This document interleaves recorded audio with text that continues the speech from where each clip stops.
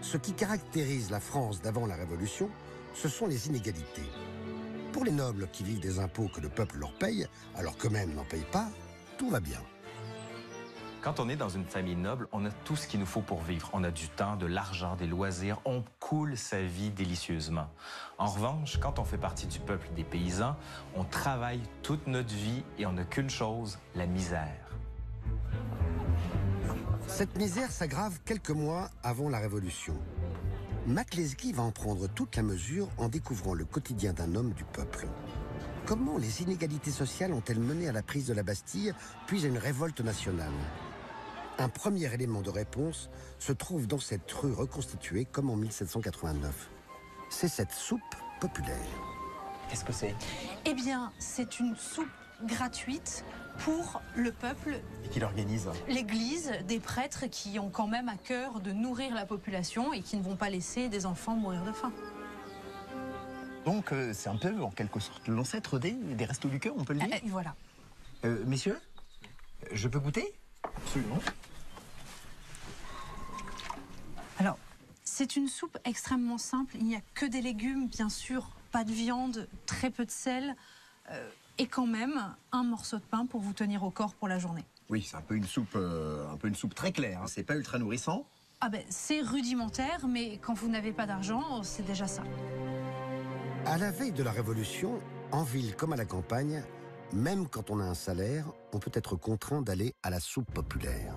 Pour un ouvrier qui gagne en moyenne 20 sous par jour, avant même qu'il ait commencé sa journée de travail, tout est déjà dépensé.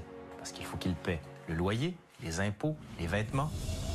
À l'époque, une simple chemise coûte l'équivalent de 2 mois de salaire d'un ouvrier. À ces problèmes d'argent s'ajoutent, dans les villes, des conditions de vie quotidiennes qui paraîtraient insupportables aujourd'hui.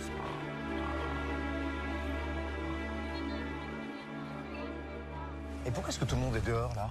Eh bien, parce que à l'époque, une famille normale du peuple ne peut se louer qu'une seule pièce. Ça lui coûte 30% de son salaire. Cette pièce est insalubre, elle est sombre. Et donc, pour avoir de la lumière, on vit dehors, on travaille dehors, on s'occupe des enfants, tout ça dehors pour avoir de la lumière. Vivre dehors à Paris à la fin du XVIIIe siècle, cela signifie vivre dans la saleté. Eh bien, Mais qu'est-ce qu'il fait? à l'époque, Mac, il n'y a pas d'égout. Et donc, les déjections, les excréments sont jetés à même le sol dans la rue. Il n'y a pas encore de tout à l'égout, on parle plutôt de tout à la rue pour les déchets.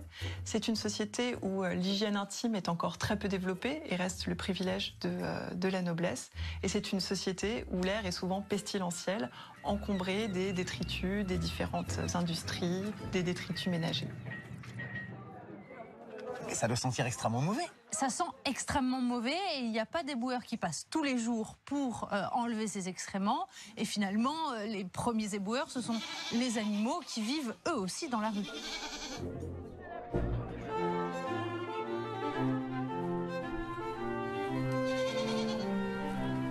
Ah bah attendez, ça ce sont des bourgeoises, c'est ça? Ah, ça, c'est un autre type d'animal. C'est une partie du peuple qui a réussi à s'enrichir en travaillant, qu'on appelle les bourgeois, et qui, eux, vivent dans des conditions de confort et d'hygiène extrêmement différentes. Même si les bourgeois peuvent habiter au même niveau que les nobles, ils n'ont pas leurs privilèges. Ils ont en fait aussi peu de droits que les gens du peuple. Aujourd'hui, on a souvent tendance à confondre les bourgeois et les nobles. En réalité, à l'époque, ça n'a absolument rien à voir. Quand on est bourgeois, on n'est pas né noble. Et donc, ça veut dire qu'on n'a pas accès à tout un tas de métiers, à tout un tas de privilèges. Par exemple, on ne peut pas devenir officier dans l'armée. Par contre, quand on est bourgeois, on paye absolument les mêmes impôts que la plupart des gens du peuple. C'est justement à cause des impôts que la colère des bourgeois va s'ajouter à celle du peuple et entraîner la révolution.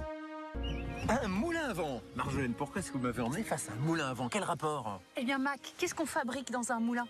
Dans un moulin, on transforme le grain de blé en farine. Ah, on va aller moudre du grain, c'est ça? Beaucoup mieux que ça. Ce moulin date du XVIIIe siècle. Il est l'un des rares à être encore en fonction aujourd'hui. Avant la Révolution, il y en a 10 000 en France. S'ils sont si nombreux, c'est parce qu'ils fournissent la farine qui sert à fabriquer l'aliment principal des Français, le pain. Si aujourd'hui on consomme entre 100 et 200 grammes de pain par jour, sous l'Ancien Régime, le pain est l'aliment de base. Et du coup, on consomme de 1 à 2 kilos par personne par jour. Si les Français à cette époque mangent beaucoup de pain, c'est parce que c'est le seul aliment nourrissant qui se conserve longtemps.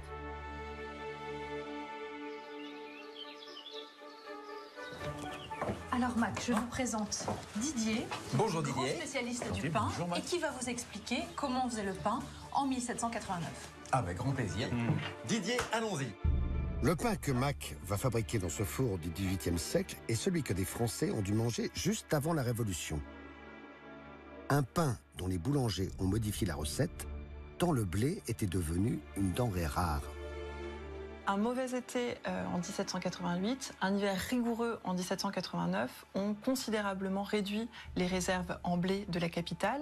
Et du coup, durant le printemps 1789, les boulangers ont été amenés à faire des mélanges. Pour avoir la même quantité de farine, qui était devenue une denrée très rare, on rajoutait d'autres choses. Qu'est-ce qu'on rajoute? Parfois de la nourriture qu'on donnait aux animaux, Ça c'est quoi? On dirait de l'avoine? du flocon d'avoine. Ça c'est quoi? Goûtez Mac. Non mais attends, je vais pas goûter ça, c'est quoi? C'est... Oh C'est de la sciure de bois. c'est dégueulasse. Oh. Avoine, argile, son, sueur de bois. Évidemment, seul le peuple en est réduit à acheter ce pain frelaté. Les nobles continuent de s'offrir du pain blanc et pur. Ah, Ah oui, c'est du rude, là, hein? ça commence à... Oh, mais il faut des bras d'acier. C'est super dur. Même frelaté, le pain voit son prix s'envoler non seulement à cause de la pénurie de blé, mais également à cause d'un impôt qui fait particulièrement polémique à l'époque. Pour que le grain arrive des campagnes où il est récolté jusque dans les villes, imaginez-vous qu'à chaque passage de village, qu'à chaque passage de pont, vous avez une sorte de douanier qui prélève une quantité de grain en échange de votre passage. C'est ce qu'on appelle l'octroi, c'est une sorte de taxe. Ça veut dire que par exemple, une charrette qui part de la campagne avec 30 sacs de blé, quand elle arrive chez les boulangers dans Paris, il n'y a plus que 25 sacs. Exactement, Le reste a été prélevé à l'entrée des ponts ou des villes sous forme d'impôts. absolument. L'octroi, c'est vraiment l'impôt de trop. C'est l'impôt injuste qui pèse sur les besoins de première nécessité de la population de Paris.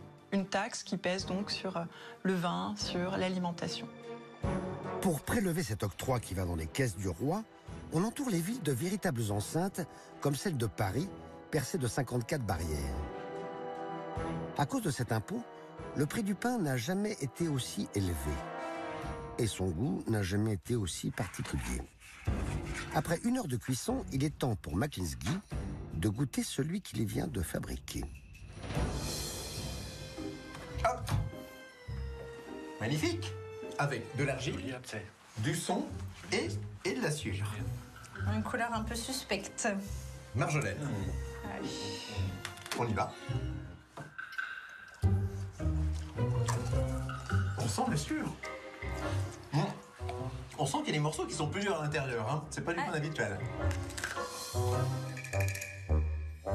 Combien ça coûte un pain comme ça en 1789 si on l'exprime en euros d'aujourd'hui? Ça ferait comme si cette miche valait 56 €.